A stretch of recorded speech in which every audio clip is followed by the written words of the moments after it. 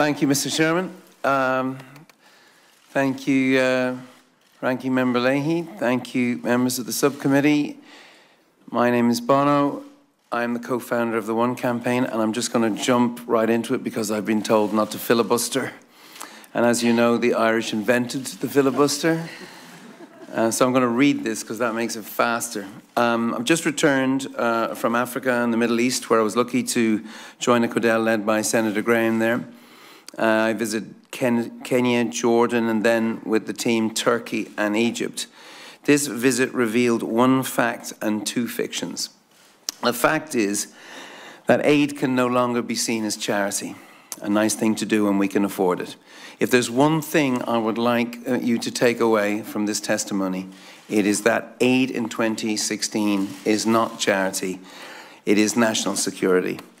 And when it's structured properly with a hard focus on fighting corruption and improving governance to qualify for that aid, it could be the best bulwark we have against the violent extremism that is gaining traction in the Levant and the Sahel. The two fictions the expedition revealed to me were, number one, that this refugee problem is temporary. The typical crisis that creates refugees lasts 25 years. On our trip, Senator Graham and I heard the term permanent temporary solution thrown around, but without the irony that phrase requires. The second fiction is that it's simply a Middle Eastern problem. Refugees are flowing from all over the world, especially Africa, actually. Of the top 10 countries that are hosting refugees today, 5 of them are African.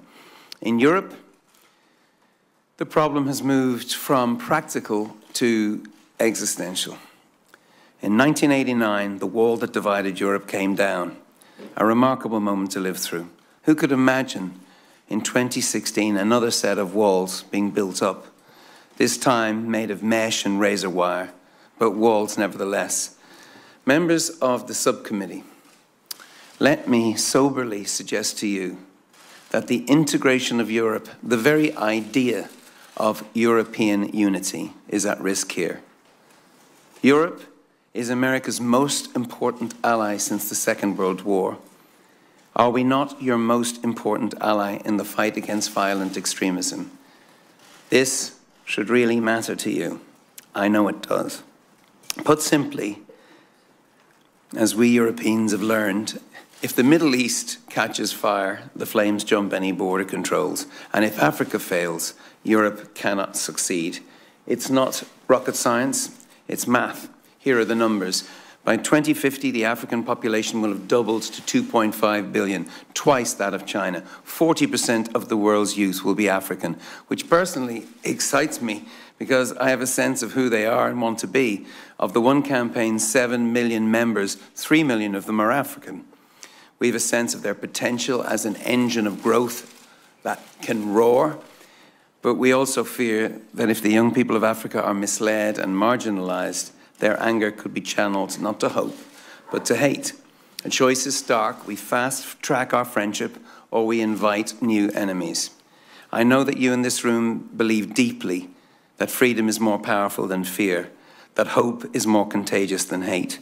And I know you'll agree with me when I say that sometimes hope needs a bit of help.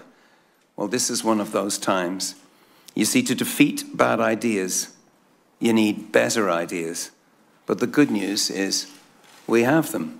UNHCR have great ideas on how humanitarian support can be done better and provide jobs and hope. They witness how the mood of a camp changes if there's a classroom built for kids. They see the despair in the faces of skilled workers not allowed access to the labour market. But soberly, I have to say to you, the international community, though it means well, is having a lot of meetings about the crisis. And I believe it's issuing a record number of press releases. But what it's not doing is cutting checks. As of last month, as you kind of about to hear, the UN's humanitarian response plans for 2016 had only received 9% of the funding they require. 9%. And grants are handed out annually, which is kind of on a hand-to-mouth basis with no predictability, which makes it impossible for these agencies to plan, which is madness. It's absolute madness. Another idea that I heard that might be of serious interest to this committee is to prioritize the support of the countries along the Sahel and the Levant who are not yet in crisis. Now, I know this sounds counterintuitive, but the people I met, especially the military, told us it is critical that these countries not only survive, but that they thrive. Imagine if the chaos that ripped through Syria were to engulf Egypt, or God forbid, Nigeria. These are gigantic countries. This is not melodrama.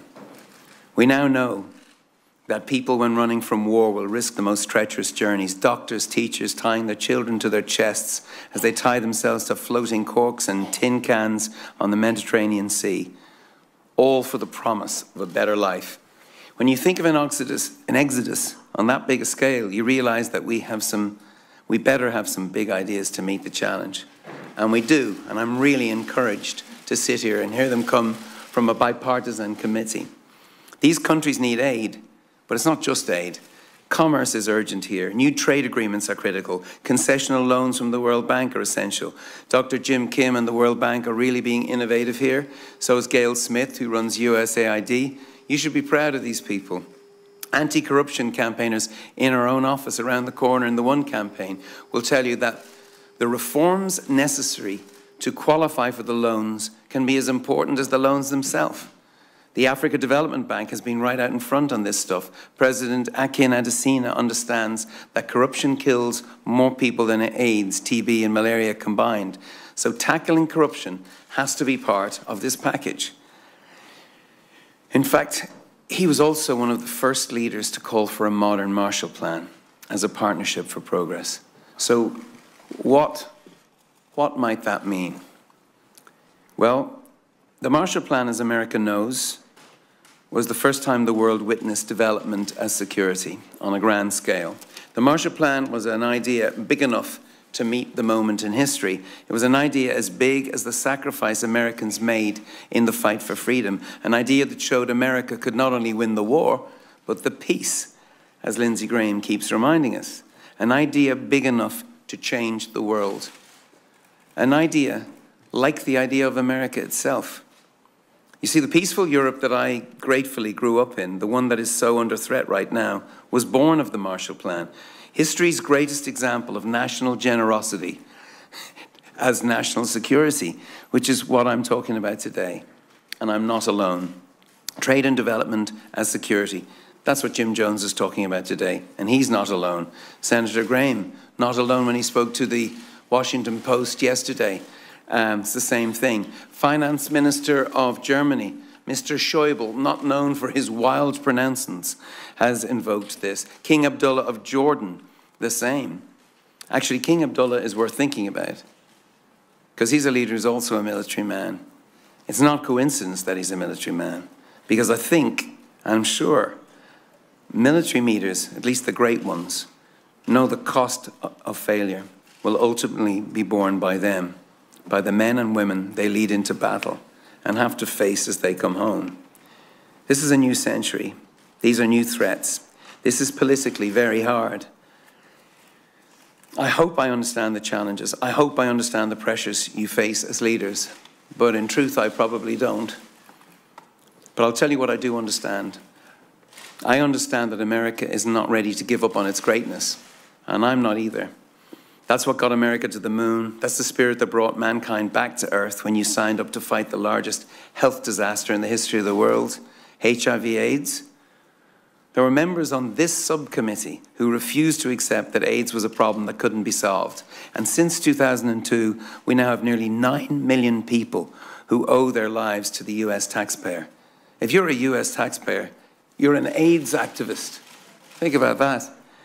I'm here today to testify to the United States Senate that I have seen the impossible made possible right here in these halls.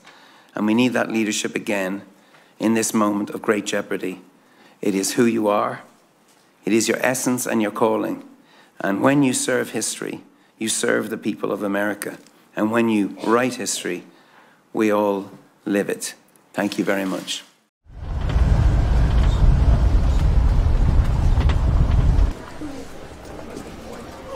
gorgeous.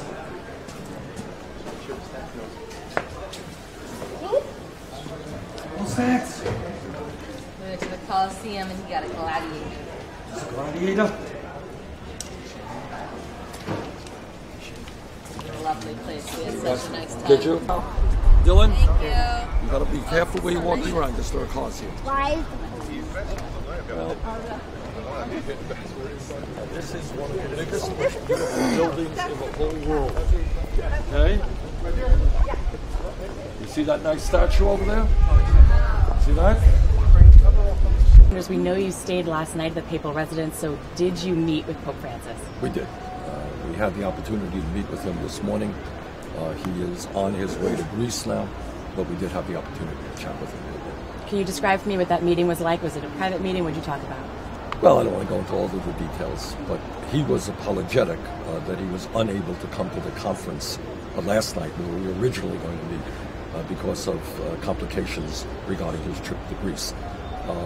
But I just conveyed to him my admiration for the extraordinary work that he is doing in raising some of the most important issues facing our planet and the billions of people on our planet, injecting the issue of the need for morality in a global economy where we have the top 1% now owning more wealth than the bottom 99%, where we are moving in a suicidal direction in terms of climate change. He has been upfront on that. His words are going well beyond the Catholic Church to, I think, the entire world's community, and that's just something which no doubt. So what was it like to meet him in the flesh? What's he like personally? He's a beautiful man. He really is. There's a radiance. I don't mean to overdo this. I'm not a Catholic, but he is a beautiful man, and there's a radiance that comes from him. It was a very wonderful moment. Breaking tonight, Mr. Obama's legacy is on the line, along with the future for millions who are living in the United States illegally, as a divided Supreme Court now wrestles with immigration and the power of the President of the United States. Welcome to the Kelly File, everyone. I'm Megyn Kelly. There is new fallout tonight from an historic day at the United States Supreme Court and a case that offers the justices a chance to define the power of the presidency. The 8 justices heard arguments today from lawyers for some 26 states and the House of Representatives, who say President Obama effectively trampled on the Constitution when he issued his executive action on U.S. immigration policies. With the stakes running high, thousands of protesters on both sides of the argument descended on the hearings today. Somos millones, cuéntenos bien. No somos uno, no somos 100. Somos millones, cuéntenos bien. Despite the fact that more than half of the states in the nation are arguing against them, we have confirmed that there was a large contingent of illegal immigrants both outside and inside of today's hearings. We'll hear from one of those protesters, Jose Antonio Vargas, who was inside the High Court today in just moments, before Judge Nando Napolitano explains why he thinks the administration and some of the more liberal justices were trying to lead the court's Chief Justice into a trap. But first, Shannon Bream explains exactly what went down today. Shannon? Well, Megyn, the court does appear split after tough arguments today over whether the president overstepped his constitutional boundaries when he announced programs that essentially block the deportation of roughly 4 million people who are in the U.S. illegally. Thousands packed the street and the plaza outside the court today, the two sides sometimes escalating into shouting matches. One side, of course, arguing the president acted because Congress wouldn't, while the other side said that has no bearing on whether any president is allowed to step outside his or her enumerated powers. Inside, the justices both sides with tough questions. And the man who is often the swing vote, Justice Kennedy, expressed skepticism about the way this all played out, saying, quote, the briefs go on for pages to the effect that the president has admitted a certain number of people and then Congress approves it. That seems to me to have it backwards. It's as if that the president is setting the policy and the Congress is executing it. That's just upside down. Supporters of the president's actions say they are backed by both authority and necessity. That Congress has given the president the discretion to set priorities for who goes and who stays. And noting the discrepancy between the number of those here illegally and the actual funding provided for deportations, today Justice Ginsburg said, quote, inevitably, priorities have to be set. And with just 8 justices, we are once again facing the possibility of a tie. If that happens, of course, the lower court ruling remains in place. And in this case, the lower court put the president's programs on hold. So supporters of them have to hope they convinced at least 5 justices today. Megan. Shannon, thank you. Well, as we mentioned, a number of undocumented individuals were both protesting and attending today's hearing, including our next guest, Jose Antonio Vargas. But Jose was not alone. He was joined by a 6-year-old girl, Sophie Cruz, who has become a symbol for this issue after asking Pope Francis to make sure her parents were not deported during his recent visit to Washington. Jose Antonio Vargas is editor of #EmergingUS and founder of DefineAmerican.com. Great to see you, Jose. Thank you for being here. Thank you so much for having me. So you actually said that this was one of your proudest moments as an aspiring American today. Explain that. Well, I have to say, my mother sent me here when I was 12. Can you imagine a mom putting her son on a plane and say, "I'll see you later. A better future, is in the U.S. and not in the Philippines." My mom made a tremendous sacrifice to do that. Right? That was almost 23 years ago. So to think that that 12-year-old kid was inside the Supreme courtroom today, it still kind of boggles my mind. I have to say, it was probably the greatest honor of my life here in America was being inside that court and hearing the justices really debate this with a kind of intellectual rigor that is missing from the conversation about immigration from Donald Trump and Ted Cruz, for example. And I was seated next to Sophie Cruz the whole time, 6-year-old girl. Both of her parents are undocumented. She's a U.S. citizen. And if this executive action doesn't go through, what's going to happen to her parents? And if they get deported, if the parents get deported, what happens to the 6-year-old girl? It was really interesting, actually, because we were there for like 2 hours. And so she was starting to write the names of the justices on her little notepad. And she said to me, "So how many votes do we need?" And I said, "Well, we don't want it to be a tie. So like a 5, It can't be a tie. It can't be a tie." Yeah, it can't be a tie for your side. I want to ask you, Jose, because you know what the argument is in part on the other side, which is without borders, we don't have a country. And if I get all absolutely. And the second piece of it is, what about all of those people who want to come and live in America, who have waited, quote, in line, who didn't break the laws and want to do it right? Are they getting the short end if this executive action goes through? So let's answer both of those points. One, absolutely a country has a right to define and defend its borders, right? I respect that, and I respect it so much that I outed myself as undocumented and said, "Okay, I'm here, been here since I was 12, what do you want to do with me?" Well, Congress hasn't figured out what it wants to do with us. President Obama has deported more than 2.5 million of us. So then what? What do we do? And absolutely, I respect anybody who's waiting in line to come here legally. I would be more than happy to wait in line. You want me to wait 15 years, 20 years to be an American? Absolutely, I'll wait. But there has to be a process. And right now, there's no process. Fascinating. Jose, thank you for being with us tonight. Thank you for having me. Joining me now with more, Fox News senior judicial analyst Judge Andrew Napolitano, author of The Radical Expansion of Presidential Powers and the Lethal Threat to American Liberty. Judge, good to see you. Likewise, Megan. He's right about sitting in that U.S. Supreme Court, which I did for 3 years covering the High Court. And, right. I practice law, and I know obviously you're a judge. Let's just start on a good point, which is the amazing process by which we decide certain things in this country and the dignity with which we hash out our disputes compared to other countries that we see. Well, Jose saw today an extremely dignified oral argument. Whatever side of this you're on, the 8 members of the Supreme Court devour the legal briefs and come in there fully equipped, with the exception of Justice Thomas, who prefers not to ask questions. They come in there fully equipped to challenge the lawyers, and by the manner in which they challenge the lawyers, they are challenging the other members of the court. That's right. They're trying to convince the other justices. Question, why do you think some were trying to set a trap for the Chief Justice? There really were 2 oral arguments today. I mean, there was one, but there were 2 parts to it.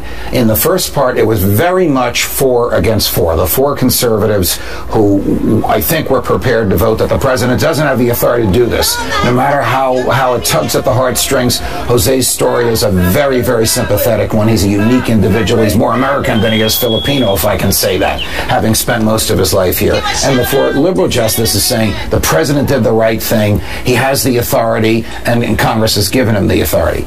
Then Justice Kagan said to the Solicitor General, that's an Obama appointee, and the government's lawyer, is there a way we could salvage the president's executive orders by tweaking some language here and there? And she said that knowing that the Chief Justice likes questions like that. He likes being creative, and he likes to be able to salvage things. And he went along with it, forgetting this is not a statute, this is not a law written by Congress that is presumed constitutional. This is the president making up a law. It is presumed unconstitutional. It is not their job to try and salvage it. So we might wind up with a law, something that has the effect of a law that Congress never approved, that the president drafted, that the U.S. Supreme Court tweaked. Because John Roberts thinks it's the right thing to try and tell me it's whether the president had the power to do this. And if they're divided 4-4, then Texas and the 26 states win, because they went in there with a win, and the president's executive action would fail. Correct. But they seem to be finding a way to get out of this on a technicality to say, you know what, you states, you don't even have a standing to be here. Do you think it's likely they're going to kick this case out by saying, we can't even hear this because you plaintiffs don't have the right to be here? And if so, what happens? I don't think that's going to happen, because the Chief Justice himself said you obviously have standing. You're being forced to give driver's licenses and spend money for people that you haven't budgeted. That's enough harm to give you standing, the right to sue, standing, which the Constitution requires. He needs more than himself to reach that conclusion. I think it's 4-4 on whether the president exceeded his authority, and it's 4-4 on whether they're standing. The question is, does the Chief Justice do some cockamamie thing, like he did with the Affordable Care Act, in order to try and save this? If he does not, and it stays at 4-4, then this dies. The president will have a field day as to what he can do in the next 8 months remaining of his term. The Attorney General from Texas told me on Friday that if Texas loses this case and President Obama wins, it'll go back down to Texas for a trial. So he thinks there'll be another bite at the apple, but I guess it depends on exactly what they say. Always a pleasure, sir. Thank you. Having a little patriotic moment there, thinking about the U.S. Supreme Court. It really is something everybody should do in the course of their lifetime. Go in there and sit and listen to an argument. You will be proud of the way our system works. This is like a couple. It's not like it's got a little kinks here and there in the system, but overall, we're doing all right there. Well, with only a little more than 8 hours from the first polls opening here in New York State, early indications suggest it could be a very good night for Donald Trump. But there's a bigger issue for Republicans on the horizon, and we'll tackle that when Rudy Giuliani joins us next. Plus, we're going to detail why Hillary Clinton and Bernie Sanders have now split with President Obama over who may really be responsible for the 9/11 terror attacks. Dr. Sebastian Gorka is here with his take on the president, and Mark Thiessen is here on the politics. And then a 19-year-old girl named Leslie Van Houten helped Charles Manson slaughter innocent people in a crime so horrifying it is still making headlines almost 50 years later. Now she may go free. The sister of Manson's victim, Sharon Tate, is here tonight to detail why she thinks this woman could kill again. Don't go away. Four of the Manson maniacs drove up secluded Cielo Drive in an old Ford. One of them, Tex Watson, got out and he climbed a telephone pole. He severed the wires. Already it started to sound like a horror movie. They climbed over this embankment and swarmed into the Tate household with commando-like precision and proceeded to rewrite criminal history in blood.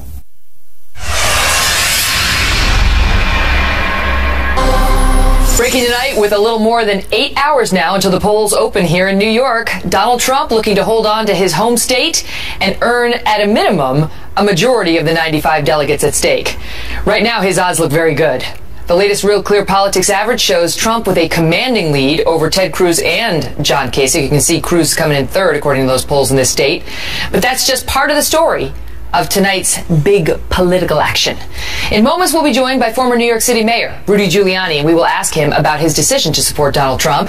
But we begin with our chief political correspondent, campaign Carl Cameron, reporting from Buffalo, New York, where Trump just wrapped up a rally. Carl? And it was a raucous one, Megan. Good evening. We're here at the First Niagara Center, home of the Buffalo Sabres, the NHL team here. And Mr. Trump put in over 11,000 people in a capacity of 19,000 arena, and it was a very raucous rally.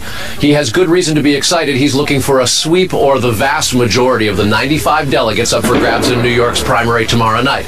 To do that, he'll have to get a majority statewide and then a majority in each of the state's congressional districts. If he falls short of a majority, less than 50%, then it would become proportional, and that would be a significant setback for Trump. But his goal is to get about 80 delegates, and they're very confident of that. And this evening, he gave Ted Cruz a big slapdown. Listen. Here's a man that turned down Sandy money for this state and plenty of other money. We had lots of things coming into New York, and he voted against. No New Yorker can vote for Ted Cruz. The latest polls from NBC Wall Street Journal shows that Trump now has crested 50% in New York and has more support in that poll than both Cruz and Kasich combined.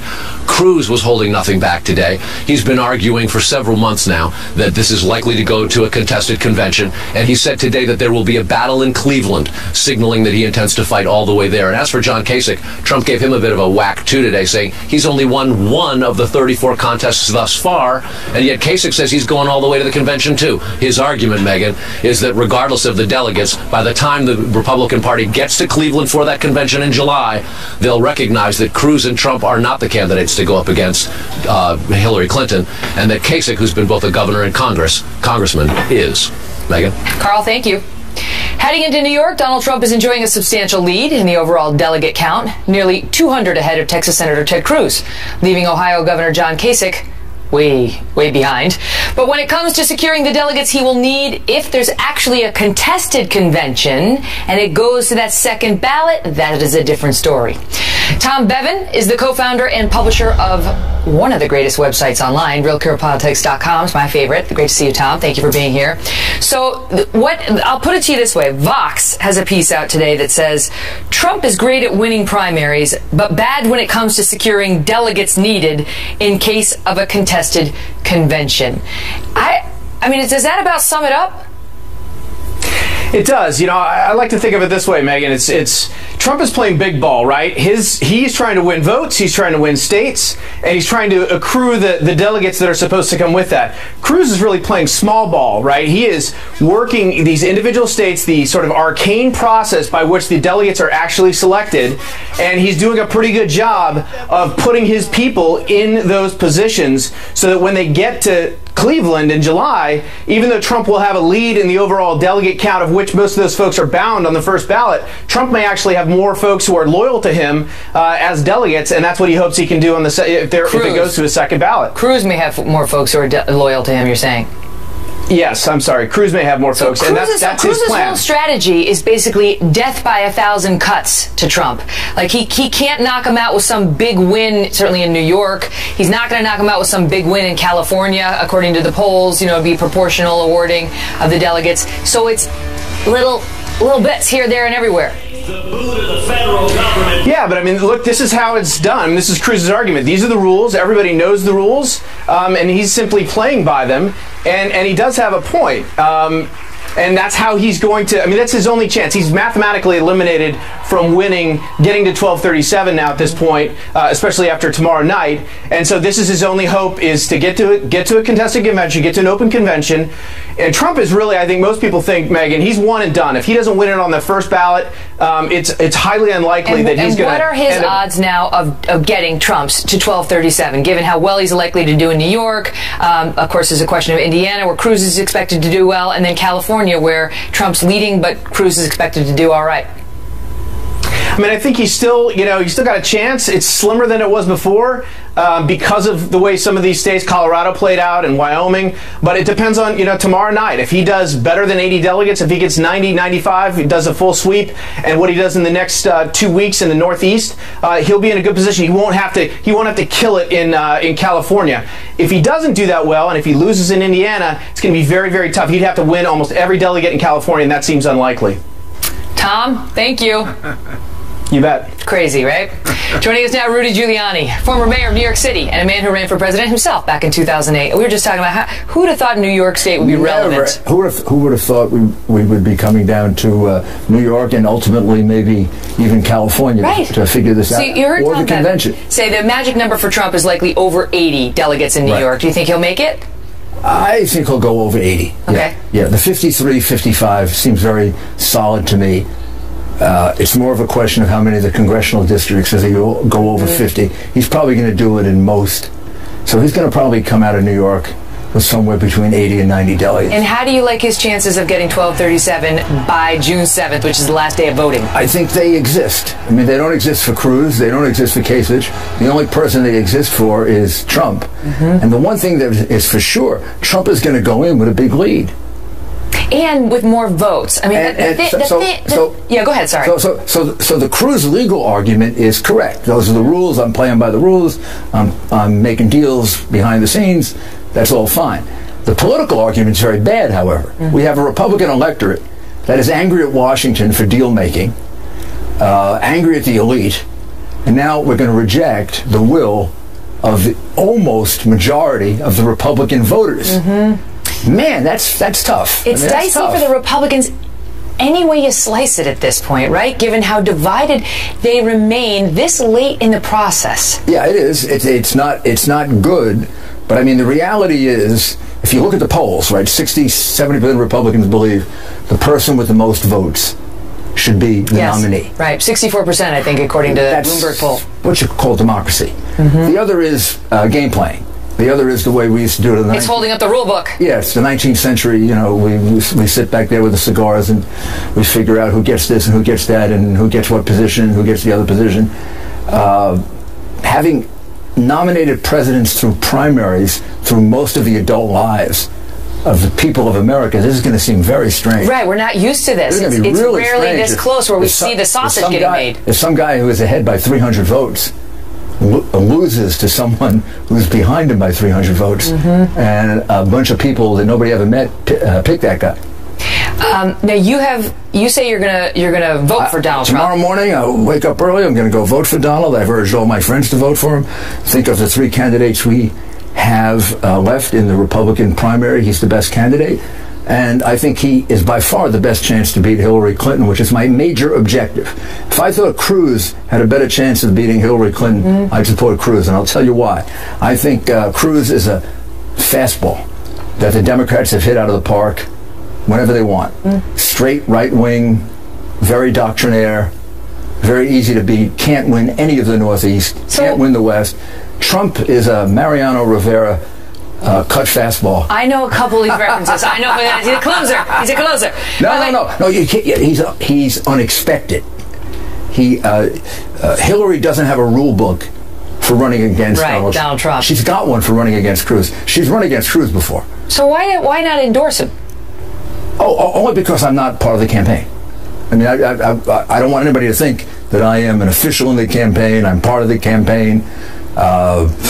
I take orders from the campaign. Right? So I support him. Okay. I mean, the New York Post endorsed Donald Trump. I don't think anybody thinks that the New York Post is part of the campaign. But I'm a political person. And whenever I endorse, I go make speeches. I'm part of the campaign. So I see. So you're just like, I don't want to travel. I'm going to go on the Kelly file.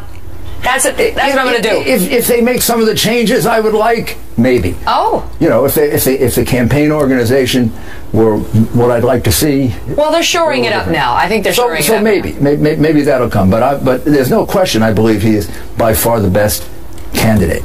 And if people want to interpret that as an endorsement, it is. But it doesn't require any obligation on my part to have to defend every single thing they do, because there are some of the things they do, like with you. Like the statement about the Mexicans, things that I don't agree with. You know, I worked for Ronald Reagan, and I agreed with Ronald Reagan 8 out of 10 times, and that was enough. Right? And I love him. Right. And I agree with Trump about 8 out of 10 times. And he's also been a friend for 25 years, and I trust him. That counts for a lot. Yeah. Great to see you, Mr. Mayor. Thank you. Thanks for being here. Well, it was almost 50 years ago when Charlie Manson and his so-called family carried out one of the most horrifying crimes in American history. Now, one of the women who killed for Charlie may be about to go free. The sister of one of Manson's victims, Sharon Tate, who was 8.5 months pregnant when she was murdered, is here tonight on her fight to keep the Manson family and all of their associates behind bars. Plus, President Obama is headed to Saudi Arabia this week as the fight ramps up over the secret part of the 9/11 report and what it says about the Saudi royal family. Mark Thiessen and Dr. Sebastian Gorka are here next on that.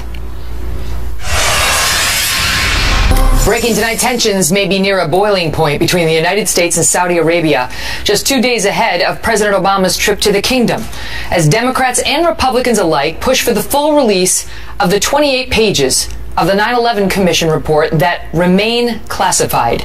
Charlie Rose of CBS News just asked President Obama what is in these pages tonight. Have you read it? You know, I have a sense of what's in there. Jim Clapper, our Director of National Intelligence, has been going through to make sure that whatever it is that is released is not going to compromise some major national security interest of the United States. Joining us now, Mark Thiessen, Fox News contributor, former chief speechwriter to President George W. Bush, and Dr. Sebastian Gorka. He is the Major General Horner Distinguished Chair of Military Theory at the Marine Corps University and the author of the brand new book, Defeating Jihad, The Winnable War. Great to see you both. Dr. Gorka, let me start with you on this. What is your take? Because in some circles it's very controversial about whether these 28 pages should be declassified. Is it a good idea or no? Look, when you've had, Megyn, both Republican and Democrat congressmen say that these pages should be released, and congressmen who've actually read those pages, I think the argument of the administration is lost. We need to know what was the exact involvement. There are lots of stories floating around of Saudi embassy officials assisting some of the hijackers, at least 2 of them located in San Diego.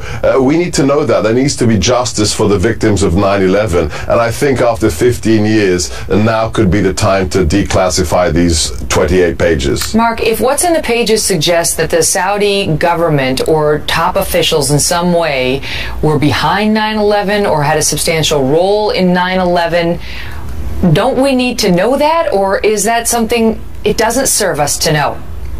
Well, I think it does serve us to know the details of it to the extent that it doesn't compromise sources and methods or hurt our national security. 2 administrations, both the Bush and Obama administration, decided that they would hurt our national security. I haven't seen the 28 pages, and neither has Dr. Gorka, so we don't know what's in them exactly. But we already know that Saudi Arabia was turning a blind eye to terror and was even, in some ways, complicit in terror. I mean, Saudi Arabia was one of 3 countries on the face of the earth that recognized the Taliban regime in Afghanistan that was harboring al-Qaeda. In 2003, Vice President Cheney gave a speech, and I'll read you what he said. In Saudi Arabia, fundraisers and facilitators were providing money and logistical support to al-Qaeda. So these are things that we already know. We don't know all the details. But President Bush, what he did was he made an ultimatum to the world. He said, you are either with us or you're with the terrorists. And he gave a choice to countries like Saudi Arabia, and they choose to be with us. And they're now a very important counterterrorism partner. So but before 9/11, they were helping. Absolutely. So I mean, what is the takeaway on that, Dr. Gorka? That they did help. They participated in the 9/11 attacks, but they came over to the lightness after 9/11. And now, what are we supposed to do?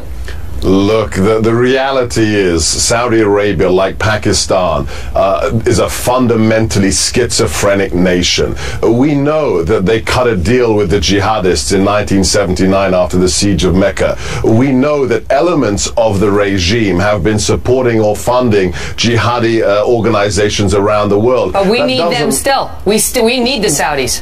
Right, but that doesn't mean as a government they're all bad guys. They're just conflicted and they're schizophrenic, and they need to get their house in order and decide whether they can clean internally their house and make sure they're on our side against the jihadists. They've been kind of half pregnant for the last 15 years, So Megyn. it's like dealing with Sybil. You remember Sybil, the movie where she had all the personalities inside of her? So like the bad and then the good. And we don't know which one we're getting, but we've decided that we need to sort of pretend that it's all good because they can provide some benefit to us. But Mark, I ask you,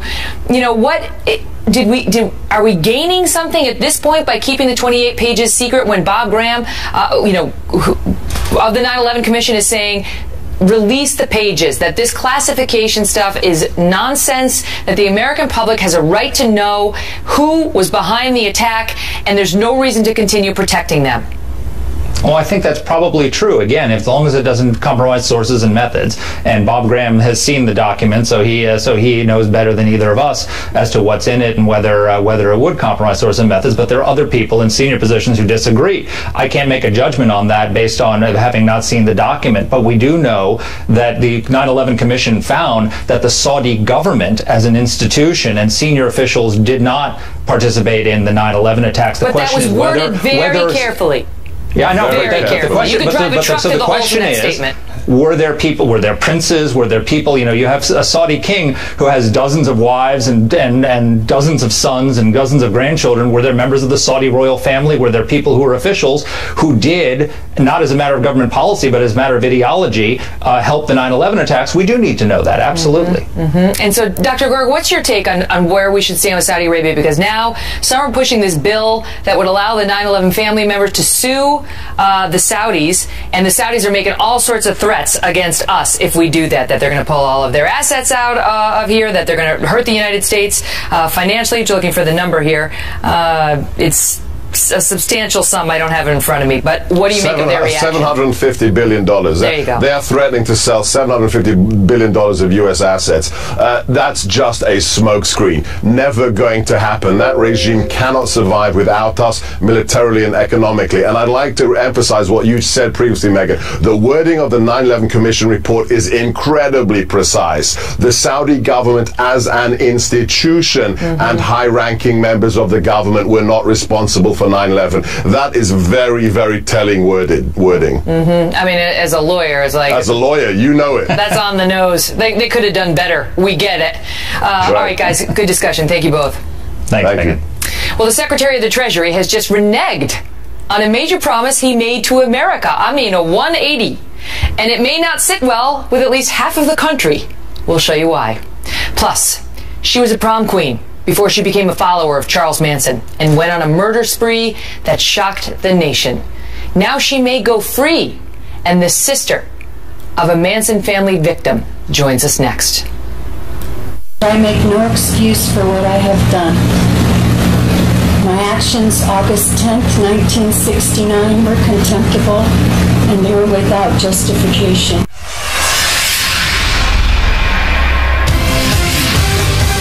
Developing tonight, outrage from the families of Charles Manson's victims as one infamous cult member could soon walk free. Leslie Van Houten was 19 years old in the summer of 1969. That's her on the right, smiling, before her conviction into horrifying slaughters. A swastika she willingly carved into her own forehead visible. This is Leslie today, 66 years old now, and deemed eligible for parole. Joining us tonight in a cable news exclusive, Deborah Tate, sister of the late actress Sharon Tate, who was one of Manson's victims. But we begin with Trace Gallagher in Los Angeles with the latest. Trace. Megan, supporters of Leslie Van Houten say at the time she murdered Rosemary LaBianca in 1969, she was a misguided teen under the influence of LSD and the victim of Charles Manson's mind control. Her attorney says her release is long overdue, and the state parole board cites her 46 years in prison without a single serious rule violation. Van Houten has said she is remorseful and deeply ashamed. Here she is during a 2010 hearing. Listen. I make no excuse for what I have done. My actions August 10th, 1969 were contemptible, and they were without justification. But the Los Angeles County District Attorney, several LaBianca family members, and many others are trying to block her release, reminding the public that Van Houten was among the so-called Manson family members who invaded the home of Leno and Rosemary LaBianca and fully participated in the gruesome double murder. During her 1971 trial, Van Houten spoke in chilling detail, saying she held down Rosemary LaBianca as her husband was being stabbed to death, and then testified how she she and Patricia Kenwinkle finished the job. Quoting here, "And I took one of the knives, and Patricia had one knife, and we started stabbing and cutting up the lady." Van Houten alone stabbed Rosemary LaBianca 14 times. Now LaBianca's stepdaughter says, quote, "My father will never be paroled. My stepmother will never get her life back." Van Houten's release still needs the approval of state parole board lawyers and Governor Jerry Brown. Last year, Brown refused to sign the release for another Manson family member. Megan. Trace, thank you.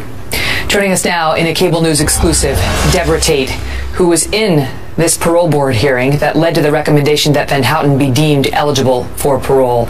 Thank you so much for being here, Deb. Thank you. So your sister Sharon was brutally murdered by Manson and his so-called family. And this woman, who's now facing the likelihood of parole, was also convicted of conspiring in that murder in addition to the double murder that she participated in we just discussed there. Absolutely correct. You were in the hearing. How did they get to the point where they felt she should be paroled? She has a master's degree. She's very well educated. She's used the rehabilitation program to its very best. In that way, she looks great on paper. I'm not so sure that anybody that's capable of doing things like that, that is plunging a knife deep into someone's body 14 times, can ever be rehabilitated from that. There's a mean and dark and ugly side. And mind you, she did that after knowing full well what the carnage was the night before at my sister's house. Because they happened one day after the other. Correct. And she's admitted that she put a pillow over her victim's face, that she wrapped around a lamp cord, and that she heard the guttural murder of her husband in the other room, and then she went ahead and plunged the knife into her victim herself. However, you know her defense now, which is, I don't offer any excuses. I'm deeply ashamed. She says she was under the control of this madman and that she had never committed a violent crime ever before that moment. I'm not sure I buy the under the influence of a madman. There were many Manson family members that chose not to participate in murder, creepy crawlies. That was the act of going into people's homes in the middle of the night. There were people that chose to leave the Manson family when things started turning to the dark, violent classes teaching the various family members how to use a knife in the correct way to take somebody's life. If she wanted to go, she could have gone. This is a upper middle class young woman who graduated and had a good set of skills that she could have started a life with, and her father provided a great life. She was on LSD, and now they seem to be focused on her model behavior as a prisoner, that she's gotten a bachelor's and a master's, and she's educated other women in the prison with self-help programs. They basically say that, you know, they are buying her contrition and that she would pose no danger to the public.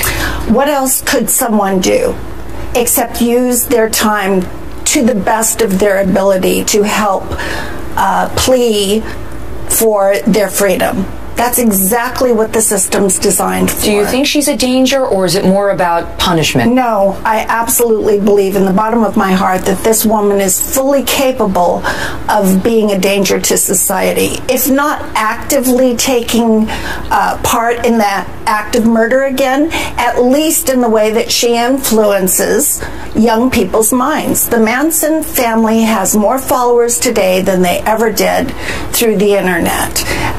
There's an organization called ATWA, which stands for Airs, Trees, Water, and Animals. So young people join this organization thinking it's good. Peace, love, just as it was in the 60s, is the face of it. But underneath there's an agenda, and that agenda is a race war. Which was Charlie Manson's goal. Absolutely. I know you're petitioning Governor Brown to reject this parole. He did it, as Trace outlined, last year with another Manson associate. What do you feel your odds are, given that he's already rejected parole in another Manson case? Do you think that makes it more or less likely in this case? I'm hoping and praying that he does the same thing and rejects. However, I would like to implore that the public go to noparoleformansonfamily.com and sign the petition to let the politicians know how we feel. Deborah, it's great to see you. Thank you for being here. Thank you. And I asked Deborah to walk me through how she first found out about her sister's gruesome murder and where it went from there. And she did so in a chilling exchange. We've posted that at facebook.com/thekellyfile. You can see that beginning now. And up next, James Rosen joins us on how the Secretary of the Treasury just reneged on a major promise and why a lot of women and some men may be unhappy about it. Next. From the world headquarters of Fox News, it's The Kelly File with Megyn Kelly. Well, a campaign to put a woman on U.S. paper currency has been in the works for some time. Previously, Treasury Secretary Jack Lew made it sound as if the $10 bill would be the first to get a makeover. But now it seems the hip-hop Broadway musical Hamilton has influenced the secretary in ways no one could have expected. Chief Washington correspondent James Rosen has more. Hey, James. Megyn, good evening. Not since President Obama declined to enforce his red line in Syria has an American public official so visibly reneged on so highly publicized a promise as the Treasury Secretary has done in this case. Jack Lew said last June that the $10 bill would be redesigned to include the portrait of a woman alongside that of Alexander Hamilton, the founder of the New York Post, who is better known to some as the genius architect of our nation's financial system. But all that was before millions of people protested and before the Broadway musical Hamilton, a retelling of the Founding Fathers' story in hip-hop idiom, had demonstrated its box office appeal and critical acclaim. Indeed, just today, the play was awarded the Pulitzer Prize for Drama.